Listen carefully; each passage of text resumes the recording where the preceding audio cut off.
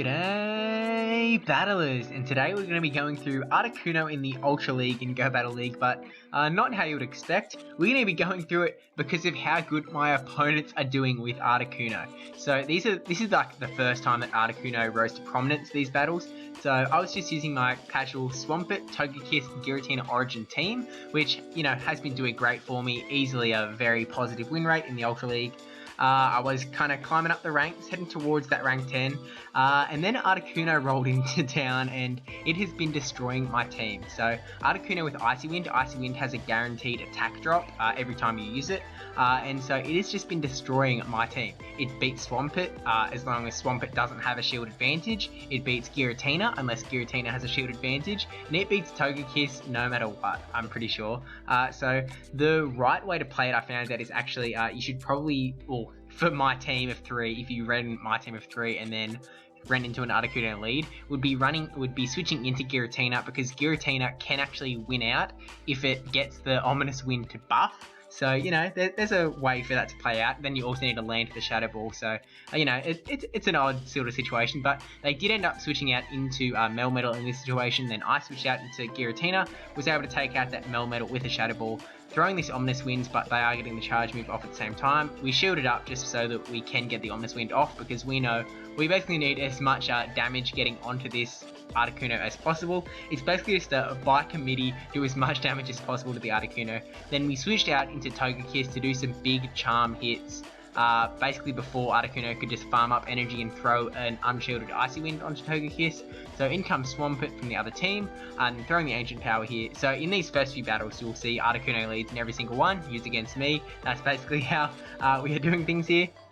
But Articuno, it was really like a hidden pick, because PvP Poke wasn't simming it correctly. It wasn't using Icy Wind as much as it should be, so it was down in like the 80s in the ranks, whereas now PvP Poke has since updated and it's in like around the 30 mark, I think now. It's just an absolutely smashing pick. We bring Giratina Origin back in here up against the Swampert. Swampert probably going to be able to take it out here with this Hydro Cannon. And then we just bring back in the Swampert of our own, get the Hydro Cannon off of our own, and this should finish off that Swampert. Down goes the Swampert, and that is GG. So we were able to take the game, even though that Articuno was causing us big problems. So we were like, alright, well, it's still fine, so we'll go into the next battle, use the same team, we don't need to switch things up yet, and we see another Articuno. So this one is Purified Articuno, so I was like, oh, I mean, maybe it's got like Return as well as Icy Wind, but regardless, Icy Wind is not what we want to see. So we throw the Hydro Cannon as soon as we can, because Articuno is going to be able to get to an Icy Wind after we get our first Hydro Cannon. It would be really nice to land that first Hydro Cannon, because it goes down from like, I think the first Hydro Cannon does 55 damage, then after one Icy Wind it does 44 damage, then after another Icy Wind it does 37. So the earlier you can land the Hydro Cannons, the better. But we get that second one through, which still doesn't do much at all. Shield up this another Icy Wind, and then kind of think what we're going to do. So we switch out into the Giratina Origin, which is definitely the right play, because Giratina can stand up a little bit better than the Swampert, especially after Swampert's been double Icy Wind, double debuffed. Burn the last shield with that Ominous Wind, and then going to shield up the Icy Wind. Not sure if we're going to go for the Ominous Wind or the Shadow Ball here. Shadow Ball would probably finish off the Articuno, but it's just whether we take the risk, and we do risk it, and we get the Shadow Ball off before Articuno gets another Icy Wind, hoping that this will finish off the Articuno. It does, thankfully. Oh, no, it doesn't. One more Shadow Claw. It does take it out, though, so definitely lucky for us. And then in comes Giratina altered form. So we just go for the Ominous Wind, because we're like, oh, we're probably going to get taken out here, but probably should have gone for the Shadow Ball. Actually, no, never mind. I take it back. We got the CMP there, so definitely would not have been a good idea to go for the Shadow Ball.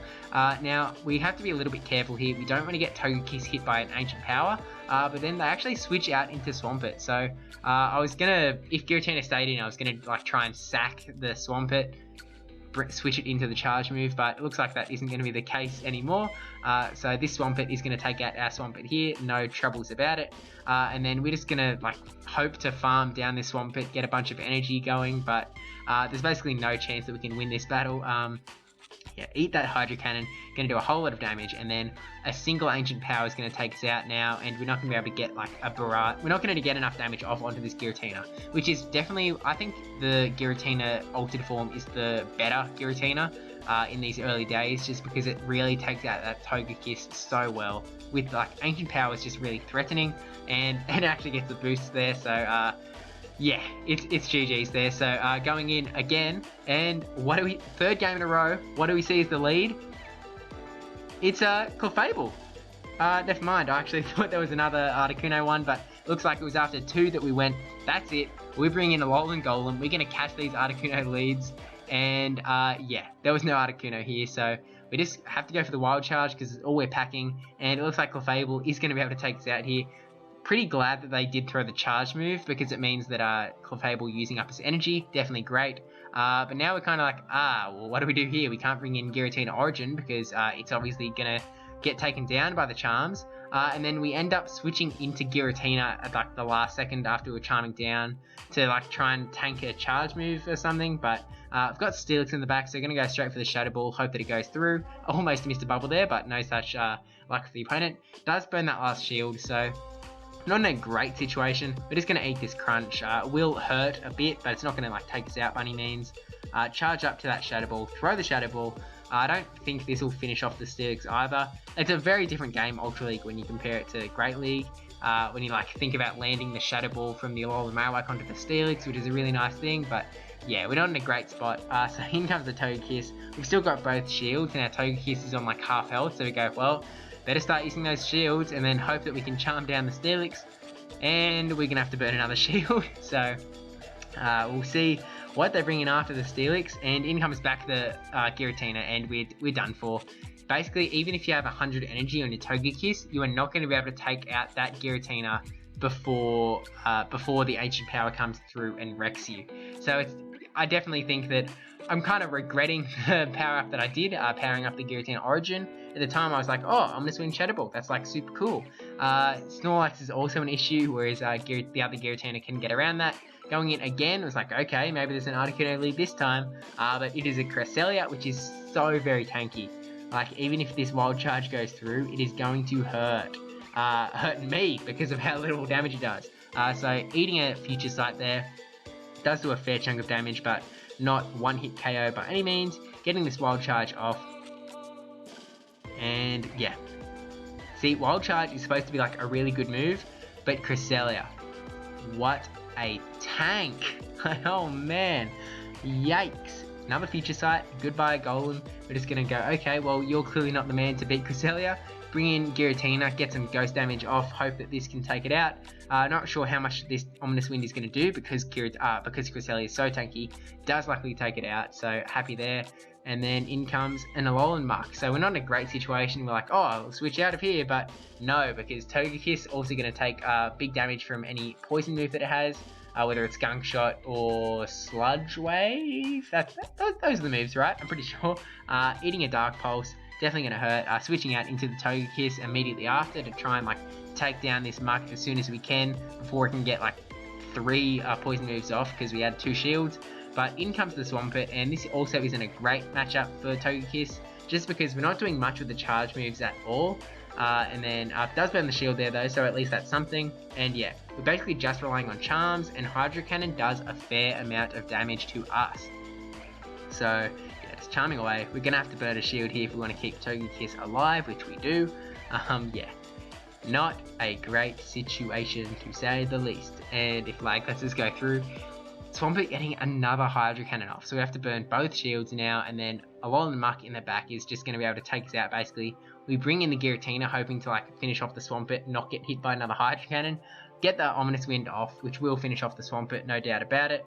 Unless the shield comes up, and then switching out into Alolan Muck, and we're expecting a Poison Charge move to come like straight away.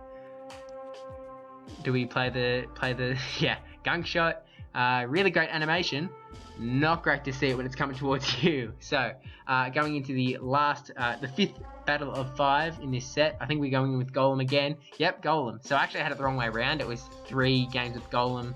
Only 2 games with Articuno, but Sceptile in the lead, which is definitely an interesting one. I think this is the first Sceptile that I've seen. Leaf Blade coming through does a whole lot of damage, but we're hoping it would get to the Wild Charge anyway, and we are able to. So we'll see if the Sceptile decides to go down or not. Does burn the shield, so that's still quite alright for us. We're going to be able to bring in the Togekiss. No matter what charge move this is, Togekiss should be fine, I think. Because, like, yeah, now we know that he's got Frenzy Spent Leaf Blade, so he's in a great situation. Weren't going to bring in Giratina to swap, so we're just like, oh well, we're in this Togekiss mirror match. And I'm not sure how they got the charge move for, oh, Aerial Ace. That is how they got it, Aerial Ace. And that actually lets us charm down the Togekiss, so that couldn't have gone better, basically. And then getting the Ancient Power onto the Sceptile, definitely fantastic. Does burn the shield, and then hoping that we can charm away the Sceptile, but charge move comes through. We're happy to let Togekiss go down at this point, bringing the Giratina to finish off the Sceptile. In comes Giratina, down goes the Sceptile, and hope that they've got something we can take in the back. It is Gyarados, so Shadow Ball should do plenty of damage, I really hope. Throwing this Shadow Ball, we actually also still have a shield, so even if the Gyarados gets up to a crunch or anything, we'll be able to shield that up. And yeah, it looks like we're going to be able to Shadow Claw down, so that is GG. So thank you for watching. Don't forget to like, comment, subscribe, especially that subscribe one. The next video is going to be going through my local Rose tournament. I think it's going to be a bit more casual. Like, I think I'm not going to do all the showing teams and stuff, but I used Licky Licky, and I kind of just want to show off some Licky Licky battles. And I mean, that's tournament setting, so what better time? And I did slow it super down here because I cut the recording off very early. So there it goes. Thank you to my patrons, Mealtime9458, brajSF, NegativeBen10 and NotRandyN3wman for supporting the channel. And yeah, just thanks for watching, you know? Like, been doing this for a while, and it's just cool to see you guys like coming around and stuff. And yeah, okay, I'm gonna go now and I'll start working on that Licky Licky video, because definitely a fun time. Yeah. Body Slam is nice. Okay, see you then. Bye.